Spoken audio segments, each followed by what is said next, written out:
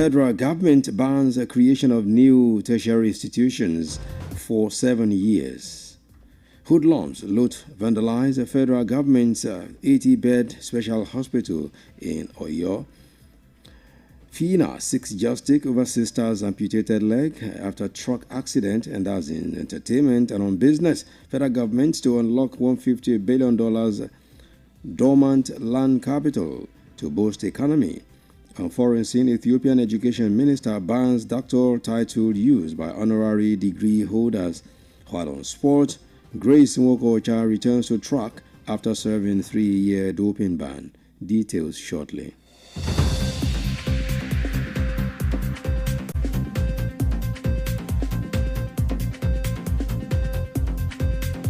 A very good afternoon to you once again, and here is Newsline, the news in detail. My name is Pretty Adegoke. In entertainment, actress Kate Henshaw and BB Naija Season 7 winner Fina are seeking justice after a truck allegedly ran over the latter's younger sister, leaving her critically injured just 6 days after her graduation from Auchi in Edo State. The driver reportedly failed to stop after the collision, but was later apprehended by a lecturer who witnessed the incident and chased him down. Announcing the incident, Fina posted on Instagram that from all that has happened, the owner of the truck decided to tell the Nigerian police to remove the plate number on the truck that crushed her sister instead of seeing the sister in the hospital. Music executive Ubi Franklin has denied allegations of stealing a luxury wristwatch at Davido's Miami wedding. Franklin explained that a jeweler, Benny, had offered to sell him a watch, but he declined due to concerns over his previous ownership. According to him, Benny's brother later delivered another watch to him during the wedding ceremony, which he claimed to have purchased and paid for in full. The federal government has imposed a 7-year moratorium on the establishment of new federal universities, polytechnics, and colleges of education, citing the proliferation of underutilized institutions, overstretched resources, and a drop in academic quality. The decision was approved yesterday's Federal Executive Council meeting presided over by President Bola Tinubu at the Presidential Villa Abuja, following a presentation by the Minister of Education, Dr. Tunji Alausa. The FEC, however, approved the new universities, 9 of them, despite the freeze. Briefing newsmen after the meeting, Dr. Alausa said the challenges in Nigeria's tertiary education system was no longer accessibility, but inefficient duplication, poor infrastructure, inadequate staffing, and dwindling enrollment in many existing institutions. President Bola Tinubu has directed a review of deductions and revenue retention practices by Nigeria's major revenue-generating agencies. The move is in a bid to boost public savings, improve spending efficiency, and unlock resources for growth.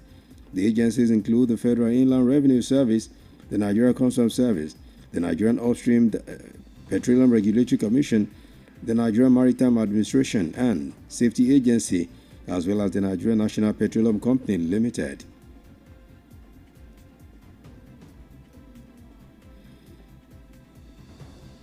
The federal government's 80-bed mother and child specialist hospital in Pakiota in the Ogbomoso North local government area of Oyo State has been vandalized by yet-to-be-identified hoodlums. The facility, equipped with beds, drugs, laboratory equipment, and other medical consumables, were designed to serve as an urban health center.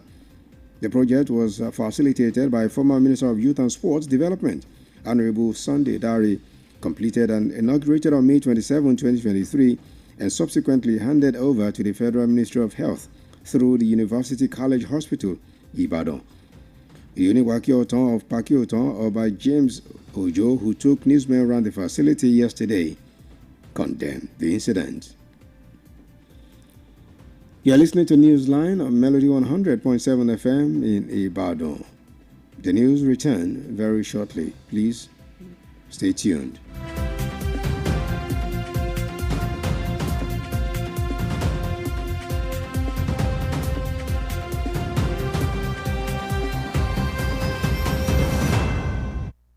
Melody FM 100.7. Melody. Doing business without advertising is like winking at a girl in the dark. Do not be like a potential bachelor who is busy cutting an eye for a beautiful lady in a very dark room. Give your business the much needed publicity it deserves. Come do business with us by advertising your goods and services on Melody 100.7 FM Ibadan, and let's use our platform to uplift your own. Advertise with us by contacting our marketing department at number 2 MB Makpadeun Street, Bodewasimi, Basharun, Ibadan, Oyo State, Nigeria. Telephone 0915-500-107. That is 0915-500-1007. You can also follow us on all our social media platforms at Melody 107 FM. At Melody FM Ibadan, we help make your business to blow. Yaga yaga. Melody FM, your real home of entertainment. Stay cool, stay cool with Melody.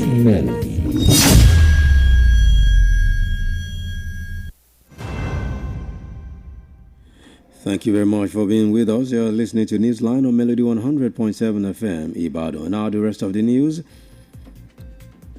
On business, the Minister of Housing and Urban Development, Mr. Ahmed Angiwa, has said the federal government will unlock over $150 billion in dormant land capital nationwide to boost economic growth. The minister made this known in a statement signed by the Director of Press and Public Relations, Mr. Badamosi Haiba, in Abuja today. Mr. Dangiwa made the announcement as a stakeholders workshop on the Nigerian land registration, documentation, and tilting program. Institutions must have graduated at least eight cohorts of students and offer third degrees such as PhDs before awarding honorary doctorate. Universities which do not meet these criteria are prohibited from granting the title. And finally, on sports, Nigerian women's 100-meter and 200-meter sprinter Grace Nwokocha has been free to return to the track after serving her 3-year doping ban by the Athletics Integrity Unit, AIU. It will be recalled that Nwokocha was the first Nigerian athlete to qualify for the delayed 2020 Tokyo Olympics and also won the 100-meter at the 2020 edition of the National Sports Festival in Benin. Nwokocha was the anchor leg in the women's 4x100-meter relay team that had the likes of Favour Philly, Rosemary Chukwuma, and Tobi Amuso, where they finished with a time of 42.10 seconds at the 2020 Commonwealth Games in Alexandra Stadium, Birmingham. The Olympian tested positive for Ostarine and Dixodryl LG4D4033 drug during the competition. Both substances are always banned under the Commonwealth Games Federation CGF anti-doping rules. And that's it on Newsline for this beautiful day. But before we go, here is a recap of the major story. Federal government has banned the creation of new tertiary institutions for 7 years as hoodlums are said to have looted, vandalized federal government's 80-bed specialist hospital in Oyo. In entertainment, we told you that FINA is seeking justice over sister's amputated leg after a truck accident. And on the foreign scene, federal government is to unlock a $150 billion dormant land capital to boost the economy, while on the foreign scene, Ethiopian Ministry of Education is banning doctor title used by honorary degree holders. And on sport, we told you that Grace Nwokocha has returned to track after serving 3 years doping ban. And that's it on Newsline on Melody 100.7 FM. Do join us on our social media platforms for more news stories and excellent programming. Newsline was compiled and produced by Bobola Egufemi, edited by Temitopo Ibrahima, and I am Pretty Adegoki. Thank you very much for listening. Do stay tuned for the translated version coming up now. Good afternoon.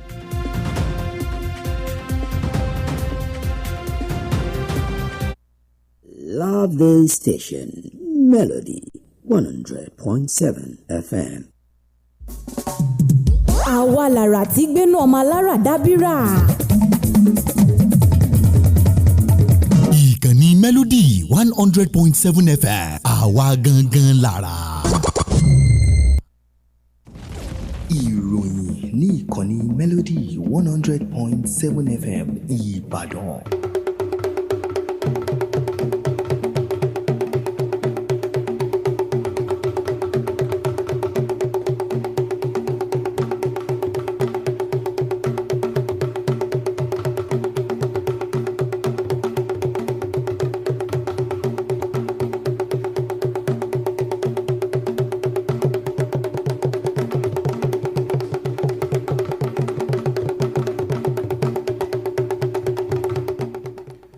Mo kí yín ẹ káàsán àsìkúṣẹ́ látàárọ̀ àkójọpọ̀ ìròyìn ló ń dé sí etí ìgbọ̀nyìn láti ìkànnì Melody 100.7 FM Ìbàdàn.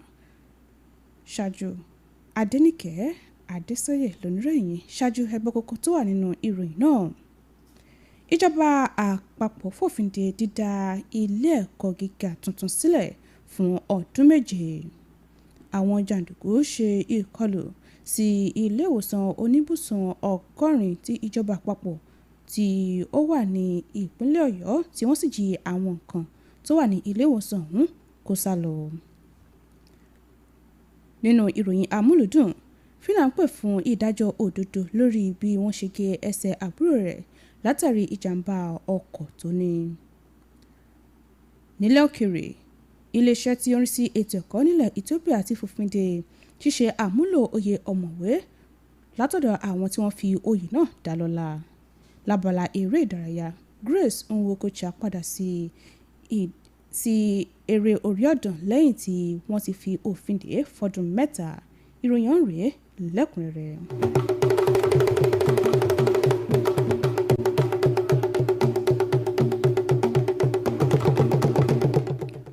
Òṣèrébìnrin Kate Henshaw àti ẹni tí ó jáwé olúborí nínú ètò bíbí Naija ìpele keje Fina ni wọ́n ti ń pè fún ìdájọ́ òdodo látàrí bí ọkọ̀ ńlá kan ṣe kọlu àbúrò Fina tó jẹ́ obìnrin tí arábìnrin ọ̀hún sì farapa. Lẹ́yìn ìṣẹ̀lẹ̀ ọ̀hún ló wáyé lẹ́yìn ọjọ́ 6 tí ó kẹ́kọ̀ọ́ gboyè ní iléèwé ní Auchi ní ìpínlẹ̀ Edo. Awakọ̀ ọ̀hún ní ìròyìn gbé pé kò dúró lẹ́yìn tí ìjàmbá ọkọ̀ náà wáyé àmọ́ tí ọwọ́ olùkọ́ kan tí ó wà níbẹ̀ lákòókò tí ìṣẹ̀lẹ̀ ọ̀hún wáyé padà tẹ̀.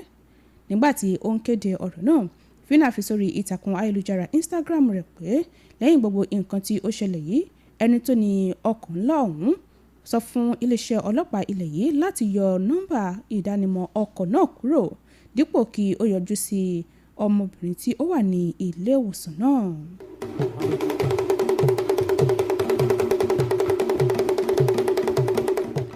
Ẹ̀wẹ̀, agbórinjáde kan Obi Franklin ti tako ẹ̀sùn tí wọ́n fi kàn pé ó jí aago olówó ńlá kan níbi ìgbéyàwó Davido tó wáyé ní Miami. Franklin ṣe lálàyé pé ẹni tí ó ń ta ọ̀ṣọ́ ara kan Benny ni ó ti ní kóun wá ra aago náà àmọ́ tí òun kọ̀ jálẹ̀ látàrí wípé òun ò mọ ẹni tó ní aago ọ̀hún tàbí ẹni tó lò tẹ́lẹ̀. Gẹ́gẹ́ bó ṣe sọ, ó ní àbúrò Benny tó jẹ́ ọkùnrin ló wá fún òun ní aago ọwọ́ míì láàkó ayẹyẹ ìgbéyàwó ọ̀hún èyí tó ní òun rà tóun sì ti sanwó rẹ̀ pérépéré.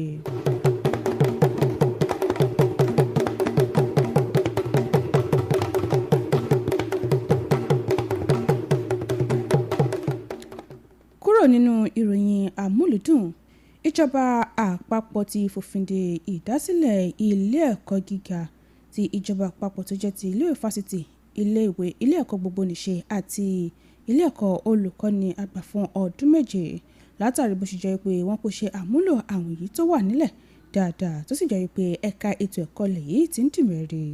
Ìpinnu ọ̀hún ni wọ́n fẹnu kò lé lórí láàkó ìpàdé ìgbìmọ̀ aláṣẹ ìjọba àpapọ̀ eléyìí tí ààrẹ Bọ́lá Tinubu darí rẹ̀ ní iléeṣẹ́ ààrẹ nílùú Àbújá lẹ́yìn tí mínísítà fẹ́tọ̀ ẹ̀kọ́ ọ̀mọ̀wé Túnjí Aláùsá sọ̀rọ̀. Ìgbìmọ̀ ọ̀hún wá buwọ́lu ìdásílẹ̀ àwọn ilé fásitì 2 míì bó tilẹ̀ jẹ́ pé wọ́n gbé àṣẹ tuntun náà kalẹ̀. Nígbà tí ó ń bá àwọn oníròyìn sọ̀rọ̀ lẹ́yìn ìpàdé ọ̀hún, ọ̀mọ̀wé Aláùsá ṣe lálàyé pé ìdojúkọ tí ó ń kojú ẹ̀ka ètò ẹ̀kọ́ orílẹ̀-èdè yìí pè fún àmójútó lẹ́sẹ̀kẹsẹ̀.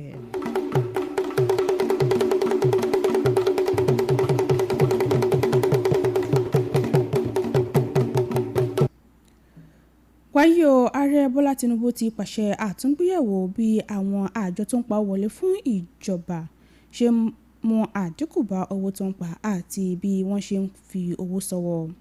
Ìgbésẹ̀ ọ̀hún ni ó wà láti rí dájú pé owó tó ń wọlé sí àpò ìjọba tún pọ̀ sí àti láti jẹ́ kí ìdàgbàsókè wà káàkiri.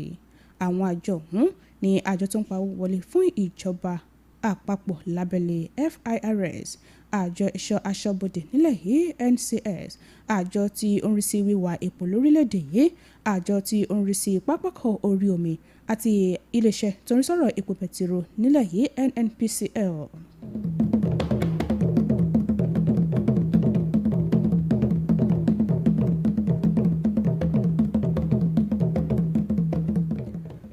wáyé o ilé ìwòsàn ìjọba àpapọ̀ oníbùsùn 100 tí ó wà ní pákí ọ̀tàn ní ìjọba ìbílẹ̀ àríwá Ògbómọ̀ṣọ́ ní ìpínlẹ̀ Ọ̀yọ́ ní àwọn jàǹdùkú kan ti ṣe ìkọlù sí báyìí, bó tilẹ̀ jẹ́ pé wọn kò tí mọ àwọn jàǹdùkú tó ṣe ìkọlù náà. Ilé ìwòsàn ọ̀hún tí ó ní àwọn ibùsùn, oògùn, àwọn ohun èlò àyẹ̀wò àtàwọn nǹkan míì ni wọ́n gbé kalẹ̀ fún ìtọ́jú àwọn aráàlú. Iṣẹ́ àkànṣe ọ̀hún ni mínísítà tẹ́lẹ̀ rí fún ọ̀rọ̀ àwọn ọ̀dọ́ àti ìdàgbàsókè eré ìdárayá Honourable Sunday Dare gbé wá tí wọ́n sì parí rẹ̀ tó sì tún di fífi lọ́lẹ̀ ní ọjọ́ 27 oṣù karùn-ún ọdún 2023, èyí tí wọ́n padà fà lé iléeṣẹ́ ìjọba àpapọ̀ tó ń rí sí ètò ìlera lọ́wọ́ nípasẹ̀ iléeṣẹ́ tó ń rí sí ilé ẹ̀kọ́ fásitì ètò ìlera tìlú Ìbàdàn. Ọba ìlú pákí ọ̀tàn Ọba James Ojo, ẹni tí ó mú àwọn oníròyìn lọ sí ibi tí ilé ìwòsàn náà wà, gbójú àgàn sí ìṣẹ̀lẹ̀ ọ̀hún.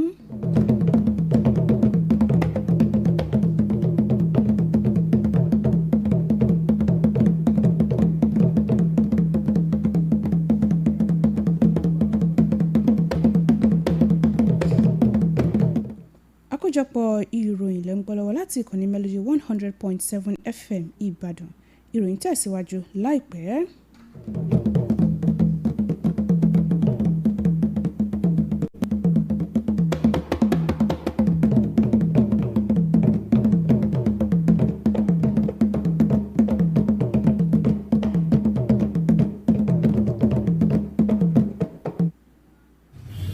Níbo lò ń lọ?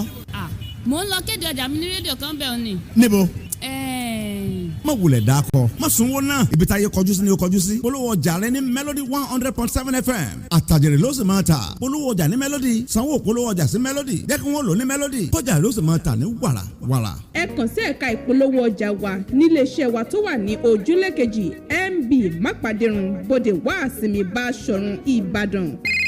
Ẹ sì lè pè wá sórí ẹ̀rọ ìbáraẹnisọ̀rọ̀ 0915 500 107 lẹ́ẹ̀kan sí 0915 500 107. Bákan náà lẹ́tún lè kàn sí wa lórí àwọn ìtàkùn ayélujára wa @Melody 107 FM.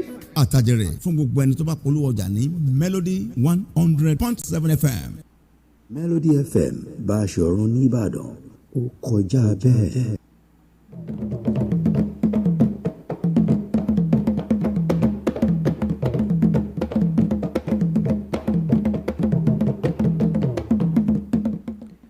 Ẹ káàbọ̀ padà, àkójọpọ̀ ìròyìn tẹ̀síwájú. Àwọn tí wọ́n fi oyè ọ̀mọ̀wé dálọ́lá ní ilẹ̀ Ethiopia ní kò ní láǹfààní láti máa fi oyè náà kún orúkọ wọn báyìí lábẹ́ àṣẹ tuntun eléyìí tí iléeṣẹ́ tí ó rí sí ètò ẹ̀kọ́ ní orílẹ̀-èdè náà ṣàgbékalẹ̀. Mínísítà fún ètò ẹ̀kọ́ ní ilẹ̀ Ethiopia Ọ̀gbẹ́ni Bahanu ṣe lálàyé pé òfin ọ̀hún tún fòfin de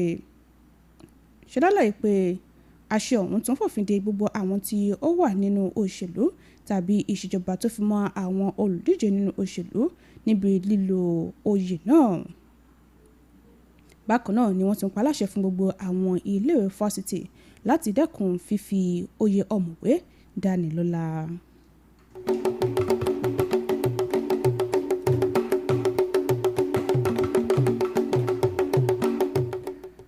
Lábala eré ìdárayá, arábìnrin tó jẹ́ eléré sísá orí ọ̀dàn tó jẹ́ ọmọ orílẹ̀-èdè Nàìjíríà Grace Nwokocha ni wọ́n ti fún láǹfààní láti padà sí ìdí ìdíje eré sísá orí ọ̀dàn báyìí lẹ́yìn ọdún mẹ́ta tí wọ́n fi ní kí ó lọ rọ́kúnlé.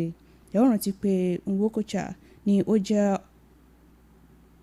eléré ìdárayá ọmọ orílẹ̀-èdè Nàìjíríà àkọ́kọ́ tí ó kúnjú òṣùwọ̀n fún ìdíje Olympic ti Tokyo tọdún 2020 èyí tí wọ́n fi falẹ̀ tí ó sì jáwé olúborí nínú ọ̀kanòjọ̀kan àwọn ìdíje èyí tó wáyé ní orílẹ̀-èdè yìí lọ́dún 2020.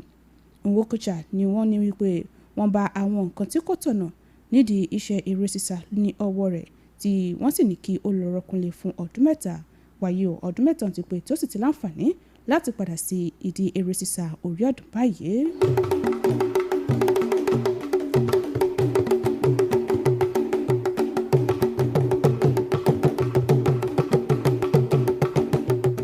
ká tó mú ìròyìn wá sópin ẹgbẹ́ àwọn kókó tá a mẹ́nubà lẹ́ẹ̀kan sí i. ìjọba àpapọ̀ fòfin de dídá àwọn ilé ẹ̀kọ́ gíga tuntun mí sílẹ̀ fún ọdún méje. àwọn jàǹdùkú ṣe ìkọlù sí ilé ìwòsàn oníbùsùn 100 tìjọba àpapọ̀ tó wà ní Ọ̀yọ́ tí wọ́n sì kó àwọn nǹkan tó wà ní ilé ìwòsàn ọ̀hún sálọ. lábala ìròyìn àmúlùdún àfitún létí pé Fínà pè fún ìdájọ́ òdodo lórí bí wọ́n ṣe gé ẹsẹ̀ àbúrò rẹ̀ látàrí ìjàmbá ọkọ̀ ńlá tó kọlù. nílẹ̀ òkèèrè iléeṣẹ́ tí ó ń rí sí ètò ẹ̀kọ́ nílẹ̀ Ethiopia fòfin de ṣíṣe àmúlò oyè ọmọ ìwé látọwọ́ àwọn tí wọ́n fi oyè náà dá lọ́lá. lábala eré ìdárayá Grace Nwokocha padà sí ìdí eré sísá orí ọ̀dàn lẹ́yìn ọdún mẹ́ta tí wọ́n ní kó lọ rọ́kúnlé. tó a ò ní rí jù báyìí lọ nínú àkójọpọ̀ ìròyìn wa fún tòní láti ìkànnì Melody 100.7 FM Ìbàdàn. ẹ má gbàgbé pẹ̀lú àǹfààní láti darapọ̀ mọ́ wa lórí àwọn ìtàkùn ayélujára wa fún ọ̀kanòjọ̀kan ètò àti ìròyìn síwájú sí i. Bọ́bọ́lá Eégúnfẹ́mi ló ṣe àkójọpọ̀ ìròyìn. Tèmítọ́pọ̀ Ibrahima ló lóòtú ìròyìn.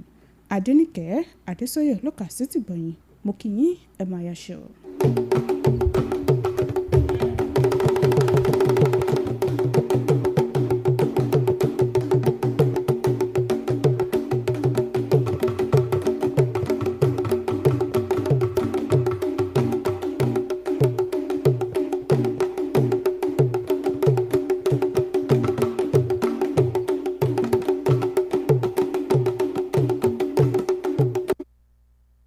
tó kọjá rẹ́kẹrẹ́kẹ́.